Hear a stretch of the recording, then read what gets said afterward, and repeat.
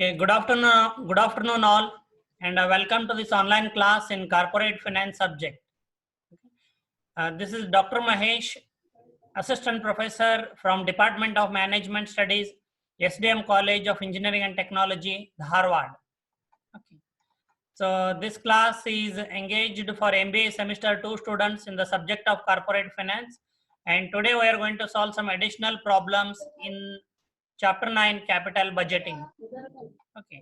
In the previous class, if you remember, we solved a problem on calculating net present value and making a decision whether to invest or not in the project. Okay. So it was this example. A company is considering to invest. Okay, a company is considering an investment proposal to install a new milling controls. Okay, so there was a twist in the problem, if you remember. So instead of CFAT, we have been given CFBT, cash flows before depreciation and tax.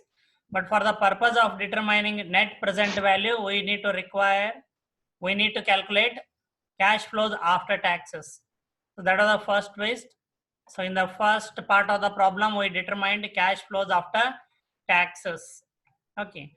Then using the cash flows after taxes, we determined net present value of the investment proposal. Okay.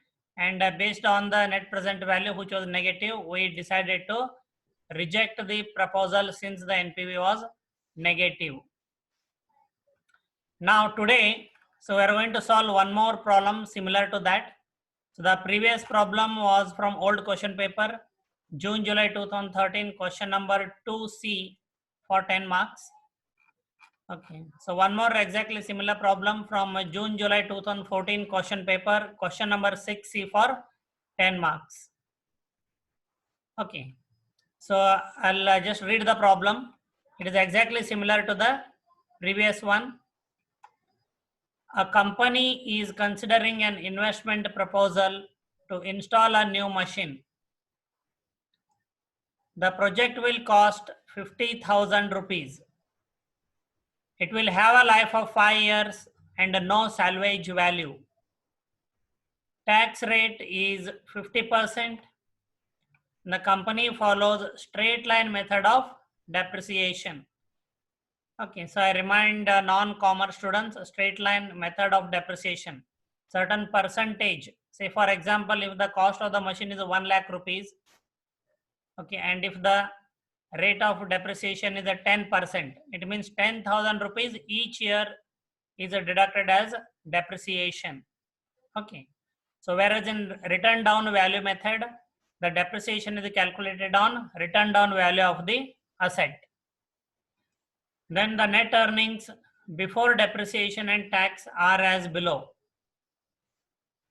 Okay, so the net earnings before depreciation and tax are as below. So what we need is earnings after depreciation and tax, which is nothing but cash flows after taxes.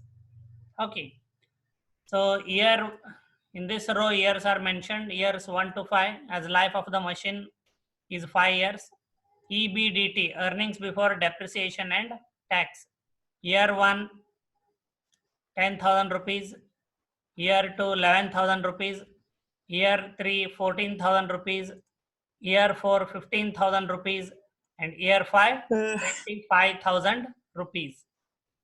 So evaluate the project using net present value at 10% and suggest whether the company should accept the project. Okay, this is exactly similar to the previous question, but we are going to solve it now. Okay, so I am going to mute you all now.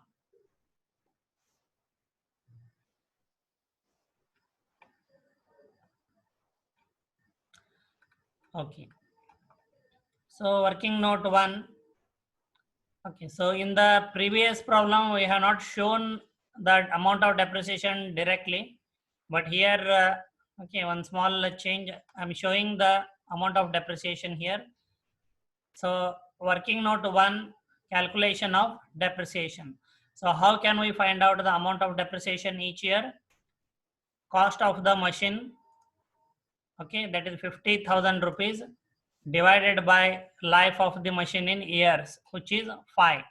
So cost of the machine is 50,000 rupees divided by life of the machine 5 years. So you will get 10,000 rupees as amount of depreciation. This amount of depreciation will be same for all the 5 years, as the company will be using straight line method of depreciation. So I hope this concept is clear now, how to calculate amount of depreciation.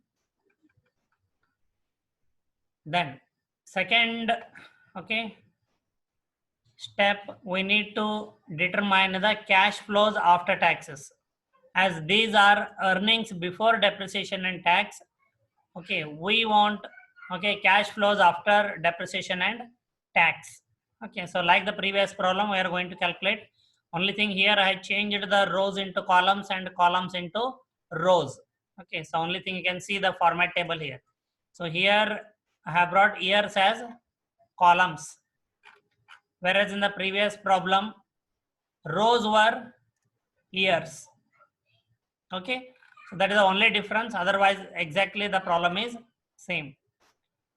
So first, earnings before depreciation and tax as given in the problem. So we are going to write them. Year 1, 10,000, year 2, 11,000, year 3, 14,000, year 4, 15,000, and year 5, 25,000. Then the first thing is less depreciation. So I have already determined the amount of depreciation, which is 10,000 rupees each year. The amount of depreciation is same as straight line, okay, as straight line method of depreciation is used in this problem. So each year the amount is 10,000 rupees. So that is what you can see. So once we deduct depreciation from EBDT, that is earnings before depreciation tax, what we get is earnings before taxes. I repeat, earnings before taxes. So 10,000 minus 10,000, 0. 11,000 minus 10,000, 1,000. 14,000 minus 10,000, 4,000. 15,000 minus 10,000, 5,000. 25,000 minus 10,000, 15,000. So these are earnings before depreciation, earnings before taxes. So now, since the depreciation has a tax benefit, tax is not charged upon depreciation. So I have removed depreciation and arrived at the taxable income, earnings before taxes. This is nothing but the taxable income. So on this taxable income, we are going to charge or deduct 50% depreciation.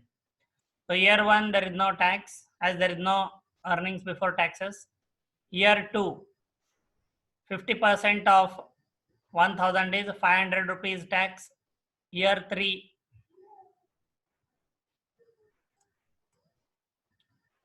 year 3, 4,000, 50% of 4,000 is 2,000 rupees, the amount of tax.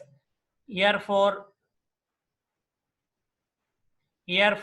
5,000 EBT. So 50% of 5,000 is 2,500 is the amount of tax in year 4. Then year 5, 15,000 is the earnings before taxes. So 50% of it is 7,500 is the amount of tax in 5th year. So once we deduct, okay, tax from the taxable income, what we get is earnings after taxes. So year 1 it is 0, year 2 500, 1,000 minus 500 is equal to 500, 4,000 minus 2,000 is equal to 2,000, 5,000 minus 2,500 is 2,500, and 15,000 minus 7,500 is 7,500. So this is earnings after taxes. Okay, now we need to add the depreciation amount back. So add depreciation for each year. It is 10,000 rupee for each year. It is same. So once we add the depreciation back, what we get is CFAT. Okay, what is required to determine net present value? So 0 plus 10,000, 10,000. 500 plus 10,000, 10,500. 2,000 plus 12, 2,000 plus 10,000, 12,000, 2,500 plus 10,000, 12,500, 7,500 plus 10,000, 17,500. These are the CFAT which we determined for all the 5 years. Now the same CFAT we are going to use to determine net present value. So CFAT in year 1 is 10,000, year 2 10,500, year 3 12,000, year 4 12,500, and year 5 17,500.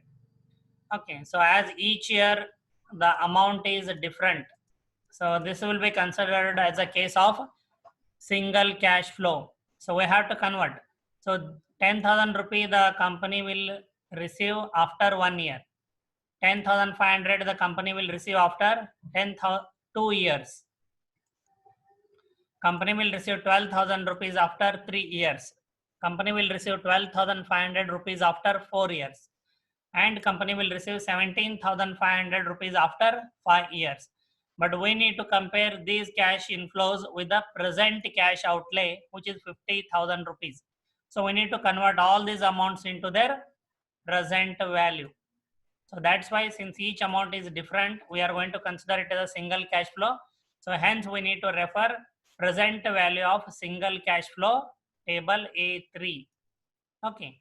And the cost of capital or discount rate is given as 10%. So in table A3, we are going to refer 10% interest column, first year row. The corresponding PV factor is 0.909.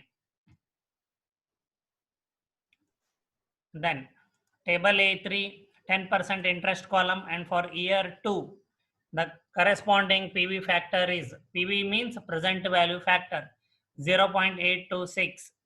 Table A3, 10% interest column. For year 3, the corresponding value is, PV factor is 0.751. Table A3, 10% interest column for year 4. Okay, the value is 0.683. Table A3, 10% interest column, 5th year row. Okay, the PV factor is 0.621. To convert these future values into present value, simply you need to multiply the future value into the present value factor. So 10,000 into 0.909 is 9,090 rupees. 10,500 into 0.826 is 8,673. It means the present value of 12,000 rupees to be received after 3 years is, today its value is 9,012 rupees. The present value of 12,500 is 8,538. So 17,500 into 0.621 is equal to 10,868 is the present value of 17,500 rupees to be received after 5 years.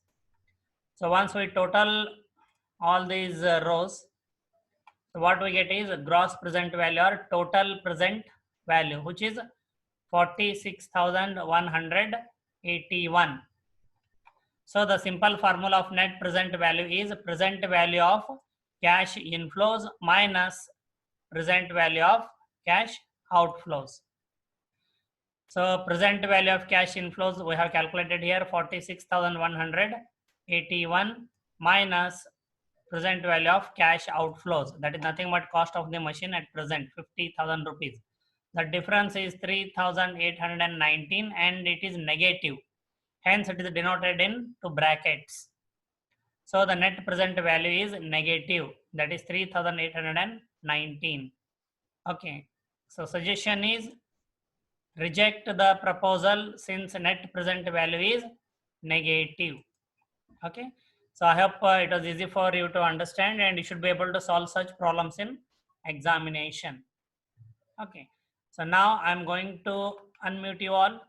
So those students who have questions, okay, please ask and clarify your doubts. And other students, please remember to keep your audio on mute. Thank you.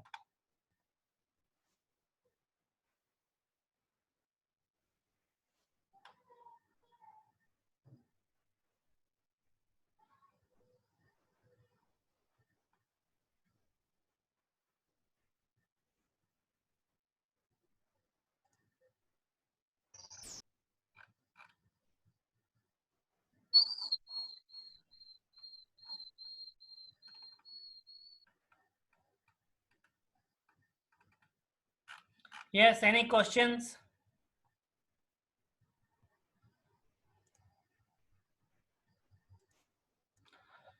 Okay, any questions?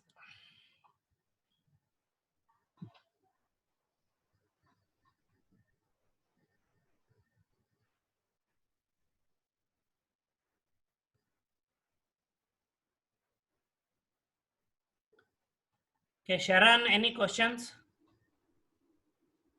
Sir, Yes, who is it? I'm Geetanjali, sir. Yeah, tell me. Sir, has the question is similar, even we can use previous one format also, no, sir? Yes, definitely we can use the previous format. In fact, you can use the same format for all similar problems. Okay, sir. It is just for a change, the format is different. That's it. There is no other objective.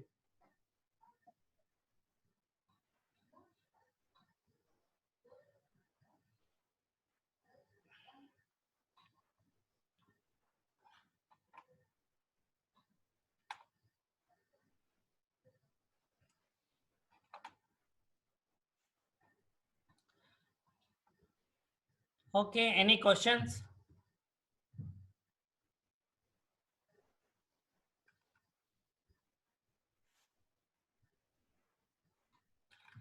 Okay, so I hope the problem was easy. Okay, and you will be able to solve similar problems in examination. Okay, so with that confidence, now I will be moving on to the next additional problem. Okay, from old question papers again. June, July 2014, question number 8. So means it was a case study. It was a case study question.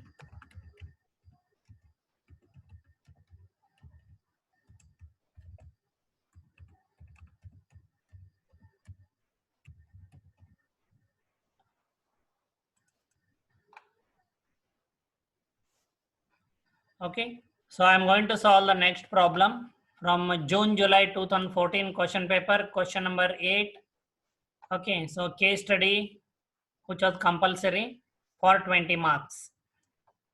Okay, so the problem is lengthier, like slightly little bit lengthier. So what I will do is I'll explain the problem in this part, and if okay, the time remaining is very little, then I will start the next class. Okay, so I hope you are paying attention. So the problem begins with Naveen Enterprises is considering a capital project about which the following information is available. Okay, so I repeat, Naveen Enterprises is considering a capital project. It means the company is planning to invest in a new project.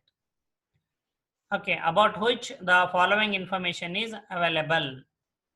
So a lot of information is provided, okay, about the new project and about Naveen Enterprises. So you need to read it very carefully, understand, and then answer what is expected. So point number 1, the investment outlay means the total investment, okay, or the total cash outflows in the beginning, that is at present. The investment outlay on the project will be 100 million rupees. So one more point, in this problem, they are given rupees into million rupees. Okay. So it will be easy and simple if you keep it in, okay, million rupees only. Okay. So unless and until you are very confident and perfect about the number of zeros in million, okay, don't attempt to add the additional zeros. You can just keep it like 100 million, 80 million, 20 million, okay, and problem will be more easy to solve. So I'll begin. The total cash outflow or the total investment outlay on the project will be 100 million rupees. This 100 million rupees consists of 80 million rupees on the plant and machinery and 20 million rupees on the net working capital. Okay, so you need not separately calculate the total cash outflow. It is given in the problem itself. The entire outlay will be incurred at the beginning of the project. So point number 2, The project will be financed with, okay, so this 100 million rupees requirement will be financed with, the project will be financed with 45 million rupees of equity capital. It means by way of issuing equity capital, the company will raise 45 million rupees plus 5 million rupees in the form of preference capital. Means by way of issuing preference capital, the company will raise 5 million rupees and 50 million rupees of debt capital. It means the company will borrow from banks and financial institution to the, okay, amount of 50 million rupees. So 45 plus 5, 50 plus 50, 100 million rupees. This is how the company is planning to raise the capital. Then preference capital will carry a dividend rate of 15%. So the company has to pay 15% dividend on preference capital or to preference shareholders, and debt capital will carry a interest rate of 15% again. So borrowings or bank loans or loans from financial institutions will carry an interest rate of 15%. Next, the life of the project is expected to be 5 years. So it is simple. At the end of 5 years, fixed assets will fetch a net salvage value of 30 million rupees. Okay, the plant and machinery can be sold at a scrap value or salvage value of 30 million rupees. Okay, so please remember, this is one type of cash inflow for the company.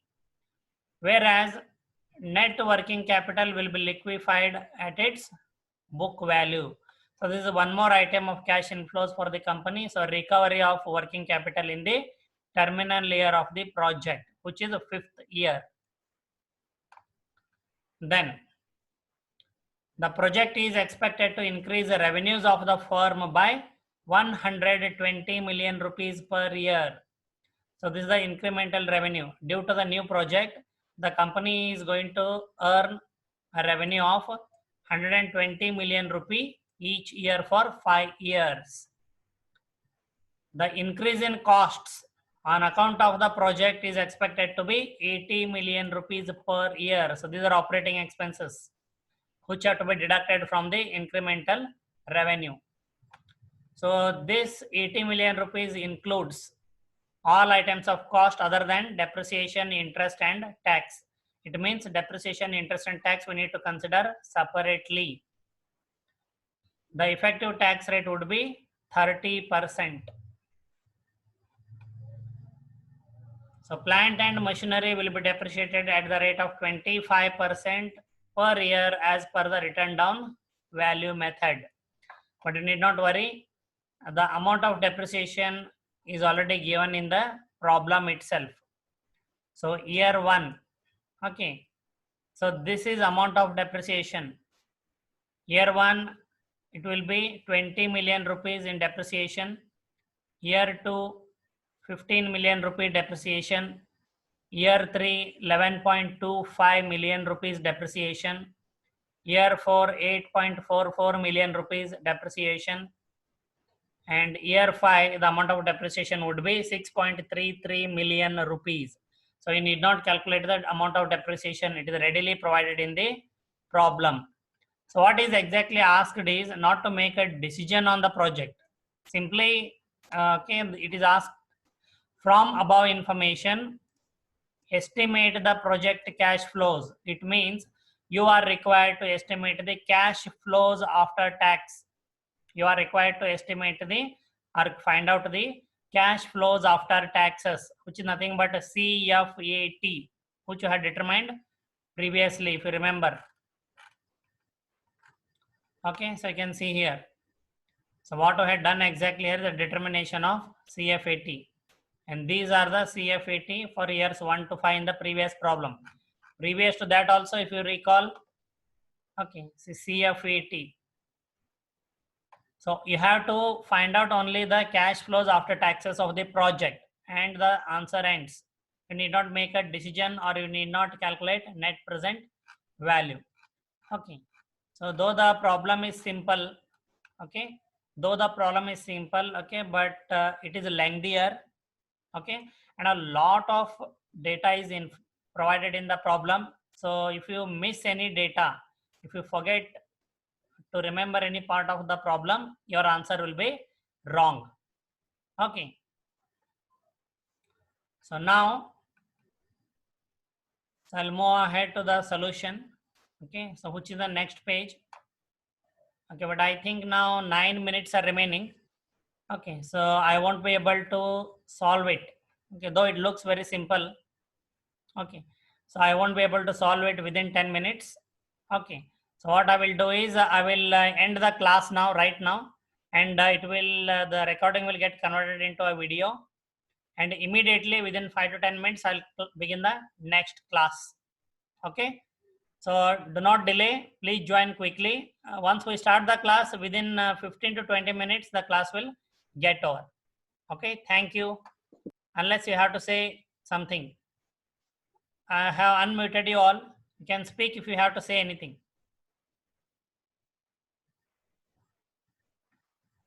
Geeta, can you hear me?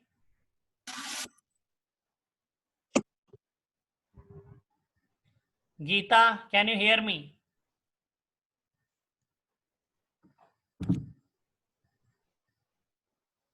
Vaishnavi, Yes, sir. any problem so far? No, sir. Voice is clear? Yes, sir. It's clear, sir. Okay, so I'm going to end the class now, all of you. Immediately, please join, Okay, sir. okay, within 5 to 10 minutes. Okay, sir. Thank you, sir. Yeah, welcome.